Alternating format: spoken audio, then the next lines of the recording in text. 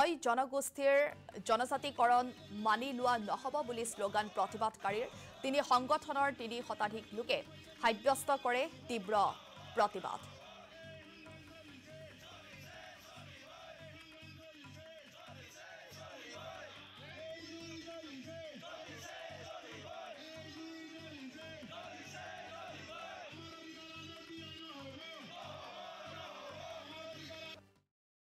এই তীব্ৰ প্ৰতিবাদেৰে আমি অসম চৰকাৰক সকীয়াই দিব বিচাৰিছোঁ।